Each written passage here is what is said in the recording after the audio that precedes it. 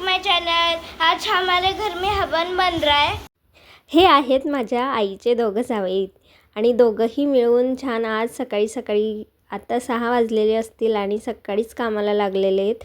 आज आमच्याकडे सत्यनारायणचे पूजन आहे, म्हणजेच गृहप्रवेश पण आहे, तर त्यासाठीच हा होम बनवत आहेत।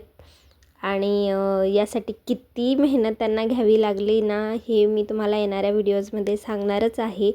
पण त्याचबरोबर हा व्हिडिओ लास्टपर्यंत नक्की बघा, खूप इंटरेस्टिंग आणि विदाऊट एडिटिंग हा व्हिडिओ असणार आहे। आणि यामध्ये ब्राह्मणांनी जे काही ज्या पद्धतीने पूजा करून घेतली ते सगळं या व्हिडिओमध्ये मी तुम्हाला दाखवणार आहे, तर व्हिडिओला लास्टपर्यंत नक्की बघा। आता सकाळचा टाइम वाजला असता आपण सकाळची तुझी पूजा होऊन गेली असते माझी।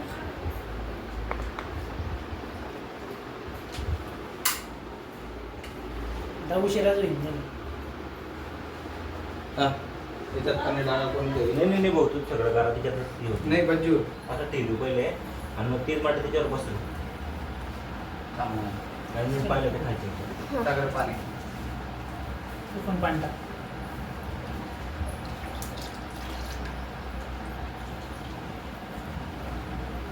टाका पाणी टाका टाका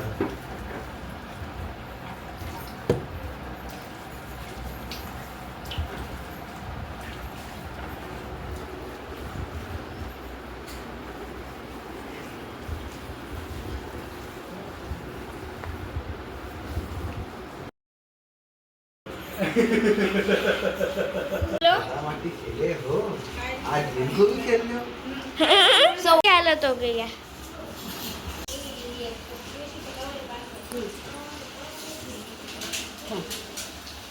और दीदी का भी वीडियो दे।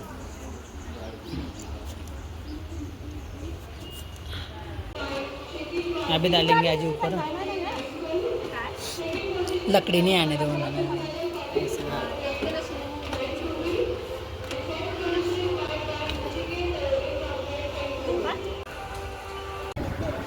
नमस्कार, आमचे सासूबाई गोमूत्र पित आहेत, गोमूत्र पितायत। आता बघा तुम्ही तुझं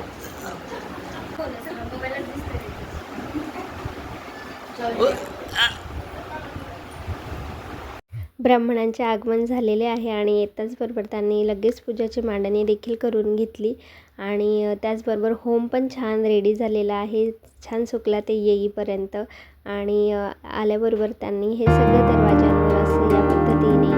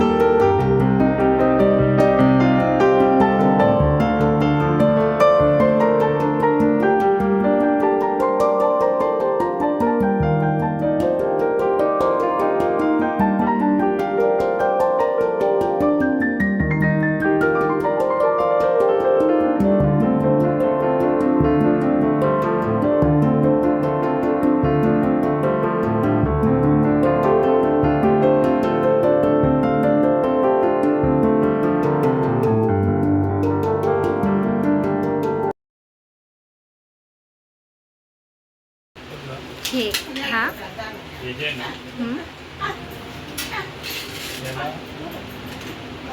जसं गणपती बाप्पा आहे ना, हां गणपती बाप्पाची मूर्ती याला द्वादश गणपती म्हणतात. अच्छा. म्हणजे ते विनायक त्याचं नाव आहे. म्हणजे या द्वाराचं रक्षण करणारा. ओके.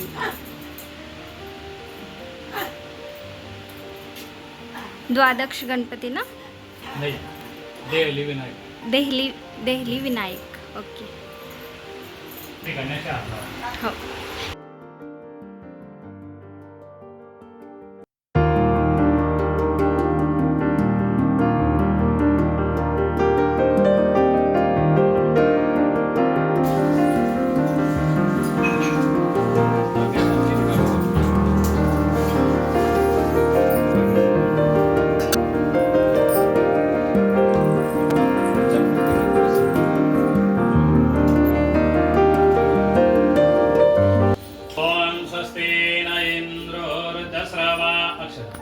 स्वस्ति न पूषा विश्ववेदा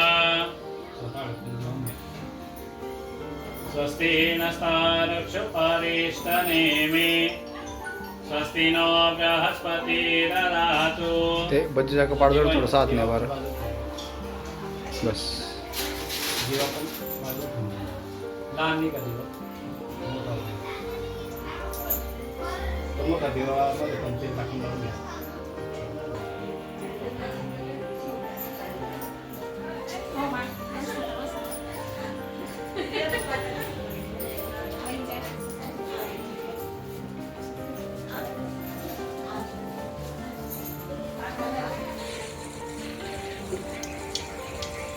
शुभं करोति कल्याणम् आरोग्यं धनसम्पदा शत्रुबुद्धि विनाशायाधिपते. नमोस्तुते. दिव्याला नमस्कार करूया. मी हे फुलाने पाणी असे शिंपडा चारी बाजूंना. ओम अपवित्र अपवित्रा वासवा सवयांतर शुचि पवित्राणः पवित्रं य मंगलानाच मंगलम. डोळ्यानं पाणी लावा. नेत्रोदक स्पर्श. चमचा घ्या. केशवाय नमः. दोघांनी पाणी पिऊन घ्या 2 वेळा. केशवाय नमः. नारायणाय नमः. गोविंदाय नमः. हातात पाणी 3 वेळा वाहून घ्या. गणपती अवामहे प्रियनामन्त्वः प्रियपति अवामहे निधिनामन्त्वः निधिपति अवामहे वसो मम अहं जनि गर्भदमहतं जासि गर्भदमहे सपुत्र समस्त विघ्नकविन पूजा प्रथम भगवान नमस्ते. पंचमृत व्हायचं 5 पड्या. ओम पया पृथिव्या पयौषधेषु पयो दिव्यन्तरिक्षे पयोधा पया स्वती प्रतिशा सन्तु मह्यः कामधेनो समुत्पन्नं सर्वसन्तोषकारकं कृततुभ्यं प्रदस्यामि. तांब्याने भाग द्यायला पाहिजे. स्नानार्थं गणपते नमः. शुद्धं यशरीरं देवगङ्गाजलसमाश्रितं समर्पितं शुद्ध स्नानाय प्रतिगृह्यताम्. उपण्याने पुसून घ्या. ओम जयं परम रक्षणं देव अलंकारावसरं धृतवान् शांती चमे. गणपती बाप्पाला जाणवं येते देव.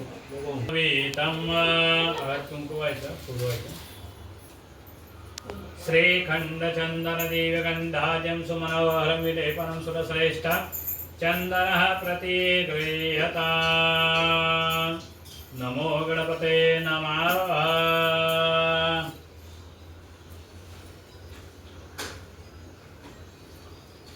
पुष्पाणि समर्पयामि. रक्ष गणाध्यक्ष त्रैलोक्य रक्षक भक्तानां भयाकर्ता दयमातुर्कुर्व सिन्धु षण्मातुर गजप्रभो वरदा सत्तं वरदेहि वाञ्छित अनेन सफल गणेशकाभ्यान् प्रार्थना पूर्वक नमस्य युग स्मरामि.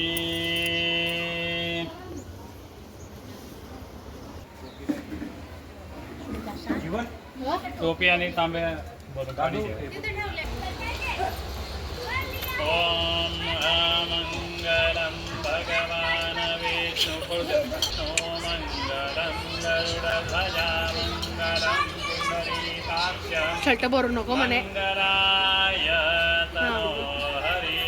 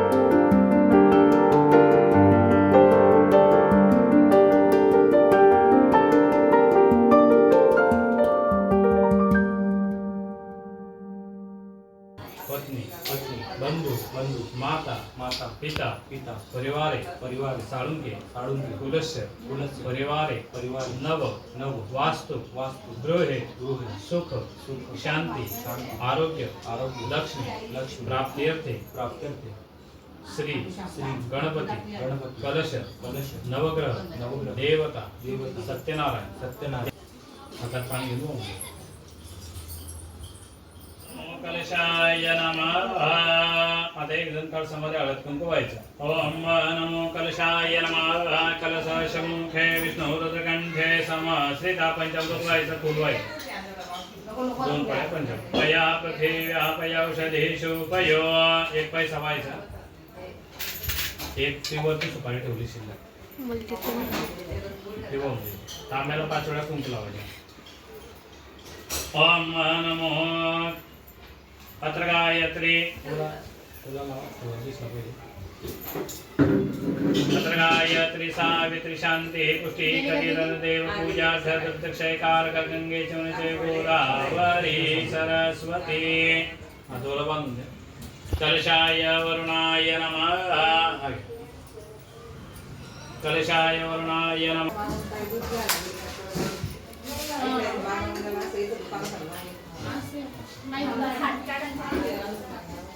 कलशाय वरुणाय नमः. वस्त्राणि समर्पयामि. आता कोळी समाजाचा महत्त्वाचा भाग याच्यामुळे की जी नर्मदा नदी आणि तापी नदी ही 12 वाहत होती आणि या 12 वाहताना या नद्यांना कायम पाणी राहायचं. या काठावरून त्या काठावर जायला फक्त ज्या काठावर राहणारे लोक होते तेच जात होते. ते पण इकडे जर उडी मारली तर ते कुठेतरी 5-6 किलोमीटरवर दुसऱ्या काठावर निघायचे, पायी जायचे, तिने काही काम असेल ते करून परत यायचे. आणि मुघल जेव्हा आले आणि मुघलांसोबत जे पण काही क्रूर लोक आले त्या लोकांनी नदी पार करण्याच्या वेळेस त्यांना काही साधन नव्हते.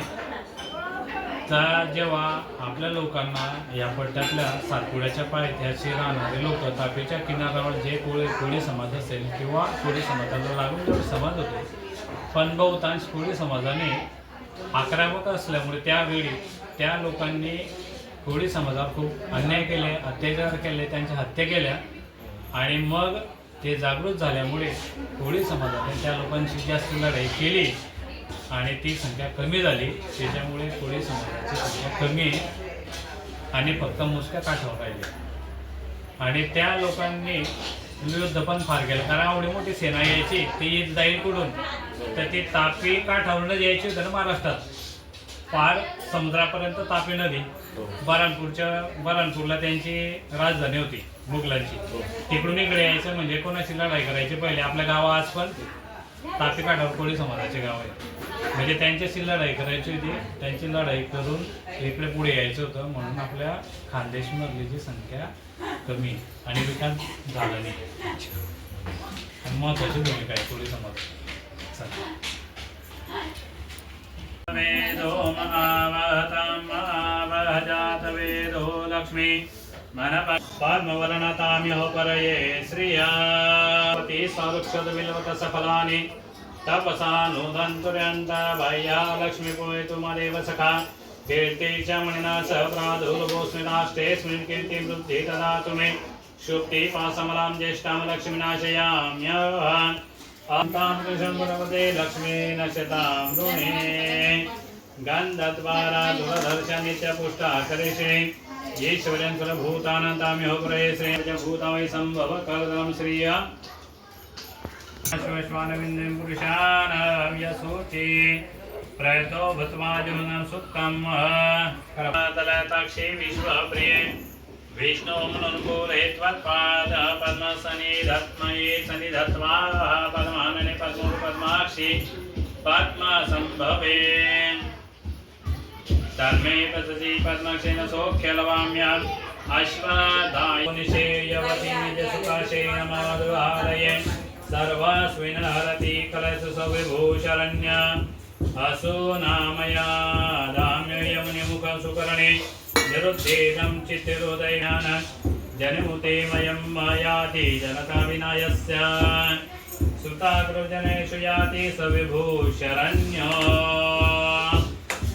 आता याच्या खाली सुपारी ठेवले, त्या प्रत्येक सुपारीला जे जानवं असतं ना, ते जानवं म्हणजे जेव्हा एखाद्या बाळाला मूल जे करतात तेव्हा ते परिधान करतात.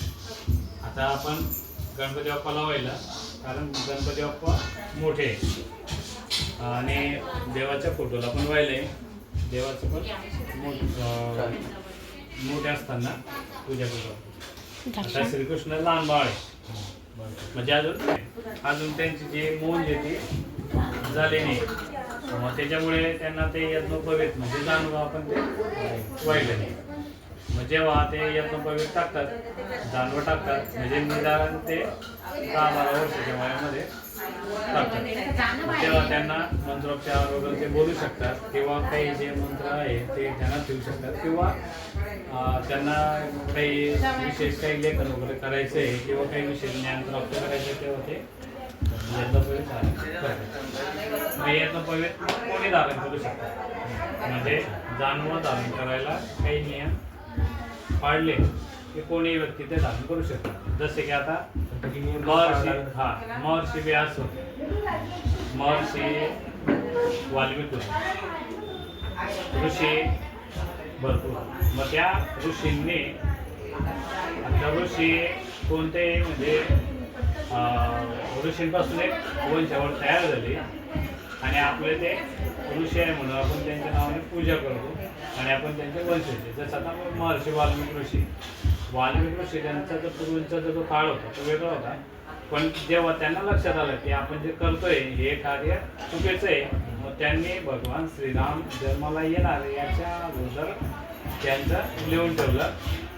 मग ते लिहून ठेवलं म्हणजे त्यांनी जे काही ज्ञान मिळालं होतं ते आत्मसात करून त्यांनी त्या ज्ञानाच्या लेखाजोखात ठेवलं. आणि आज आपण भगवान वाल्मिकी ऋषींचा जो मोठा उत्सव जो टप्पा गेला, मधला जो काळ गेला 2014च्या पूर्वीचा जे शासन होतं ते शासन पूर्वी मुघलांचं होतं. मुघलांच्या नंतर इंग्रज आले, इंग्रजांच्या नंतर काँग्रेस आले, पण या लोकांना कधीच वाटले नाही की या भारत भूमीमध्ये जे हिंदू धर्माचे जे चिन्ह आहेत किंवा हिंदू धर्माचे जे गुरुकुल आहे, ऋषिमुनी आहे, योद्धा आहेत, शूरवीर आहेत, या पराक्रमवीरांचं कधीच बुवा गुणगान करायचं आणि त्यांचा इतिहास पुढे काढायचा असं त्यांना कधी वाटलं नाही. आणि कोणी करायचा प्रयत्न केला तरी त्यांना ते म्हणजे कुठेतरी चुकीचा शब्द वापरून म्हणजे अंधभक्त म्हणून किंवा हिंदुत्ववादी आहे किंवा भगवा आतंकवाद असे वेगवेगळे शब्द वापरून त्यांना ते सांगण्याचा प्रयत्न केला. परंतु भगवान श्रीकृष्ण म्हणतात की परिवर्तन हा संसाराचा नियम आहे. म्हणजे पूर्वी जे घडलेलं आहे ते जर चुकीचं असेल तर ते भगवान थांबवतील आणि चांगल्या कार्याला उजाळा देतील. म्हणून आज आपण मोठ्या उत्साहाने भगवान वाल्मिकी ऋषींचा आज आपण मोठा महोत्सव करतो. आणि आज भारत भूमीतल्या महाराष्ट्रामध्ये शिवाजी महाराजांचा जो काळ होता त्या काळात जे काही चिन्ह मुघलांचे होते ते त्यांनी कमी केले, तरी काही लोकांनी ते परत जसे तसे राखून ठेवले. आणि आता पुन्हा या काळामध्ये पुन्हा हे जे नवीन शासनालय ते पुन्हा शिवाजी राजांच्या इतिहासाला उजाळा देते आणि छान प्रमाणे काम करते. जय श्री. आता कोळी समाजाचा महत्त्वाचा भाग याच्यामुळे की जी नर्मदा नदी आणि तापी नदी हे बारमाही वाहत होती आणि या बारमाही वाहताना या नद्यांना कायम पाणी राहायचं. या काठावरून त्या काठावर जायला फक्त ज्या काठावर राहणारे लोक होते तेच जात होते. ते पण इकडे जर उडी मारली तर ते कुठेतरी 5-6 किलोमीटरवर दुसऱ्या काठावर निघायचे, पायी जायचे, तिने काही काम असेल ते करून परत यायचे. आणि मुघल जेव्हा आले आणि मुघलांसोबत जे पण काही क्रूर लोक आले त्या लोकांनी नदी पार करण्याच्या वेळेस त्यांना काही साधन नव्हते. तर जेव्हा आपल्या लोकांना या पट्ट्यातल्या सातपुड्याच्या पायथ्याशी राहणारे लोक तापीच्या किनाऱ्यावर जे कोळी समाज असेल किंवा कोळी समाजाला लागून जेवढे समाज होते पण बहुतांश कोळी समाजाने आक्रमक असल्यामुळे त्यावेळी त्या लोकांनी कोळी समाजावर खूप अन्याय केले, अत्याचार केले, त्यांच्या हत्या केल्या. आणि मग ते जागृत झाल्यामुळे कोळी समाजाने त्या लोकांशी जास्त लढाई केली आणि ती संख्या कमी झाली. त्याच्यामुळे कोळी समाजाची संख्या कमी आणि फक्त मोजक्या काठावर राहिले. आणि त्या लोकांनी युद्ध पण फार केलं, कारण एवढी मोठी सेना यायची ती जाईल कुठून, तर ती तापी काठावरूनच यायची होती ना महाराष्ट्रात.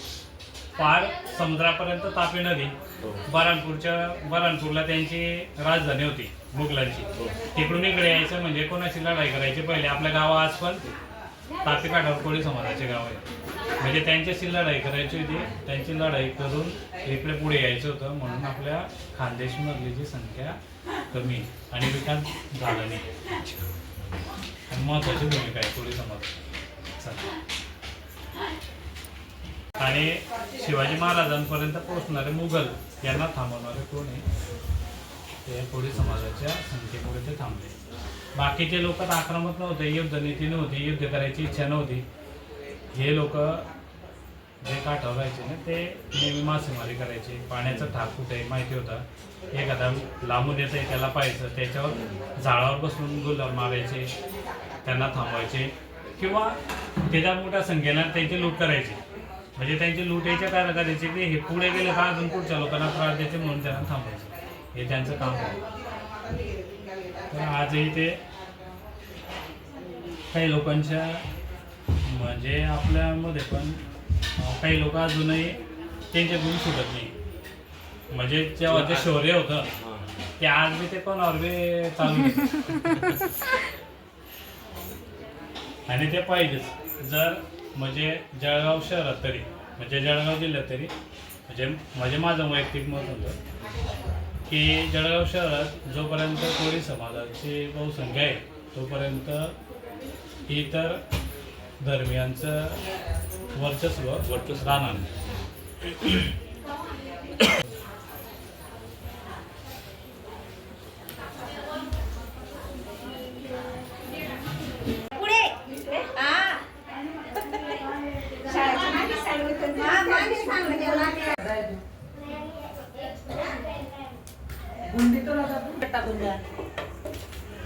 बस नाही बस झालं चटका लागेल चटका लागेल क्या होत्या ते मुंगे झाले त्या एवढ्या बारीक आहे अग्नये पूजयामि त्याच्या कुलदेवीचं नाव घ्यायचं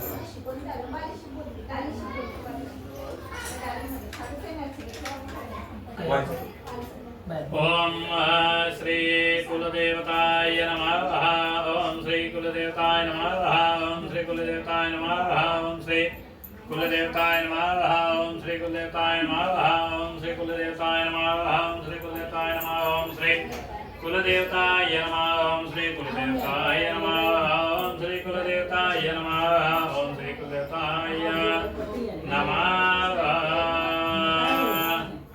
आता तुम्ही ते सामग्री व्हायची तुम्ही झोप व्हायचं मी मंत्र म्हणतो तुम्ही स्वाहा बोलायचं ओम प्रजापतये नमः स्वाहा ओम प्रजापते नमः स्वाहा ओम प्रजापते नमः ओम प्रजापते नमः ओम प्रजापते नमः ओम इंद्राय नमः ओम अग्नये नमः ओम वरुणाय नमः ओम सोमाय नमः ओम गणपते नमः ओम गौरे नमः ओम पद्मये नमः ओम शचे नमः ओम मेधाये नमः ओम सवित्रे नमः ओम विजयाय नमः ओम जयाय नमः ओम देवसेनाय नमः स्वाहाय नमः स्वाहाय नमः मातृभ्यां नमः लोकमातृभ्यां नमः श्रुते नमः पुष्टे नमः सृष्टे नमः आत्मना कुलदेवताय नमः ओम श्रिये नमः ओम लक्ष्मे नमः ओम धृते नमः मेधाये नमः पुष्टे नमः ओम श्रद्धाये नमः ओम भूर्भुवस्वः सरस्वते नमः ओम गणपते नमः ओम श्री नवग्रहभ्यो नमः सूर्याय नमः ओम चंद्रमसे नमः ओम भौमाय नमः ओम बुधाय नमः ओम बृहस्पते नमः शुक्राय नमः शनिश्चराय नमः राहवे नमः ओम केतवे नमः ओम ईश्वराय नमः उमाये नमः ओम स्कंदाय नमः ओम विष्णवे नमः ब्रह्मणे नमः इंद्राय नमः यमाय नमः कालाय नमः चित्रगुप्ताय नमः अग्नये नमः वरुणाय नमः पृथ्वे नमः विष्णवे नमः इंद्राय नमः इंद्रणे नमः प्रजापते नमः सर्वाय नमः ब्रह्मणे नमः गणपते नमः ओम दुर्गादेवे नमः वायवे नमः आकाशाय नमः ओम अग्निकुमाराय नमः ओम सरस्वते नमः क्षेत्रपालाय नमः ओम इंद्राय नमः अग्नये नमः यमाय नमः नरतये नमः ओम वरुणाय नमः ओम वायवे नमः कुबेराय नमः ईशानाय नमः ब्रह्मणे नमः अनंताय नमः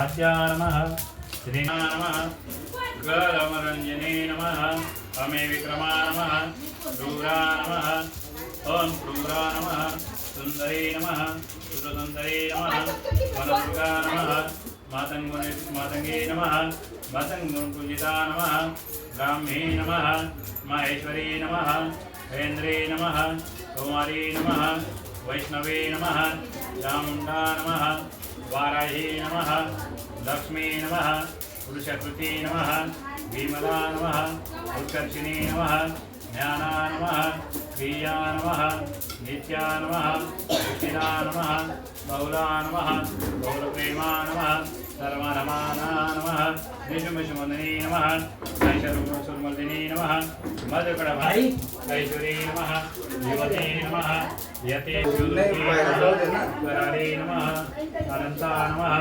परमेश्वरी नमः कात्यायनी नमः सावित्री नमः प्रत्यक्षा नमः ब्रह्मवादिनी नमो नमः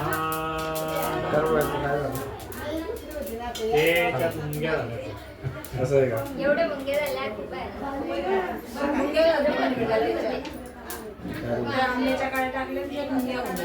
कामदेव महर्षि पूजा भक्तानता शुभानि स नमस्वाहा यशा प्रणन्तो भगवानन्तो ब्रह्म अर्चनहि वक्तुं बलं बलं च सा चण्डिका कीलजगत्पाल्पान्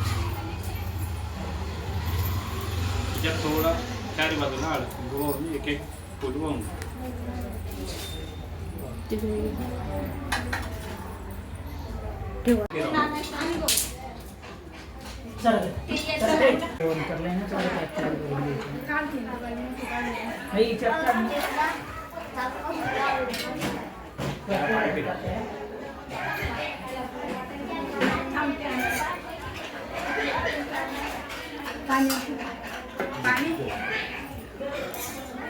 ओम प्राणाय प्राणायामाय स्वाहा एक प्रसाद सुरू ठेवा एक देवघर आहे का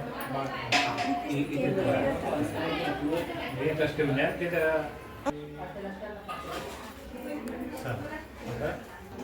ओम श्री मनुदेवे नमः ओम श्री मनुदेवे नमः ओम श्री मनुदेवे नमः ओम श्री मनुदेवे नमः ओम श्री मनुदेवे नमः ओम श्री मनुदेवे नमः ओम श्री मनुदेवे नमः प्रेम लोकामना पुरदेवी जय देव रत्नाखचिता भवना कुमरी कुमरा चन्द्रा ज्योति कुमकुम केशरा धीरे ललिता मुकुट शोभा पूरे चरणी कागरिया जय देव जय मंगलमूर्ति संगरी बाबा वे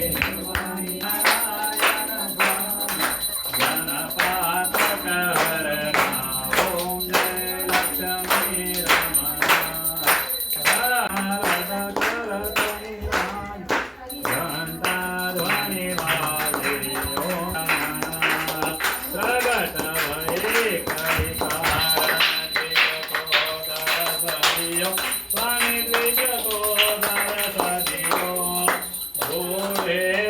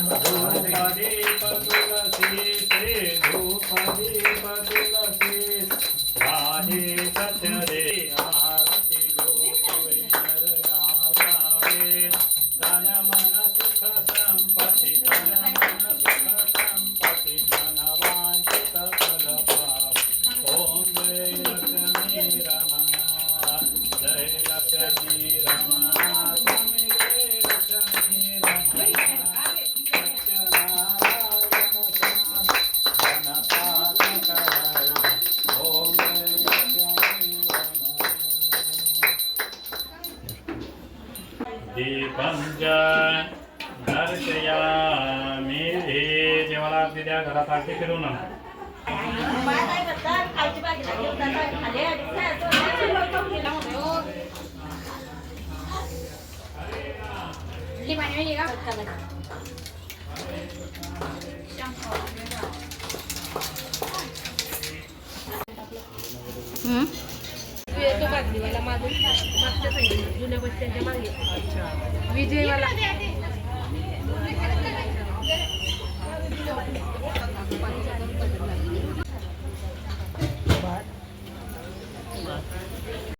घरामध्ये छान जेवणं चालू आहेत आणि छान माझ्या बहिणी आहेत, आत्या आहेत, माझ्या सासूबाई आहेत, मोठ्या आई, आजी सगळे घरामध्ये जेवणाला बसलेले आहेत.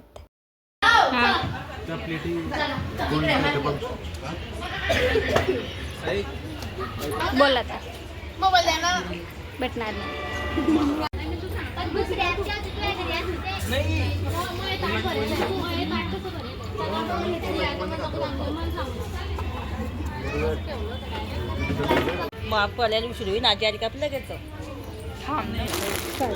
इथे साड्यांची देवाणघेवाण चालू आहे. म्हणजे असं असतं की गृहप्रवेश वगैरे असं काही कार्यक्रम असेल तर आमच्यामध्ये असं साडी वगैरे नेसवतात आणि आहेर म्हणून साडी ड्रेसेस असं आणतात.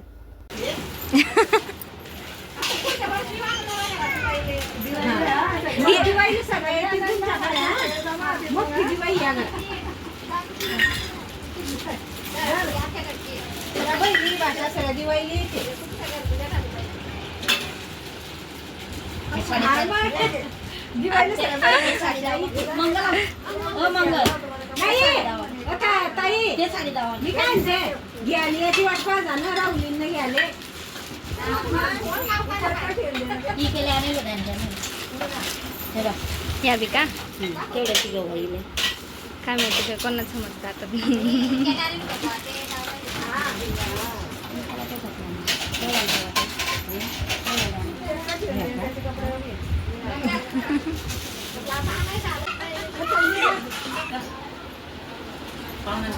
साडी ठेव ड्रेस साडी आणि माझी जंपरांचं पीस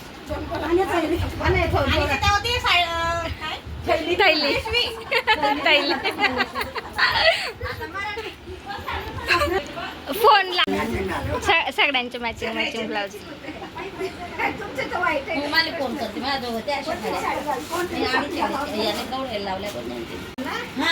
आता कन्फ्यूज कोणती साडी पहनू.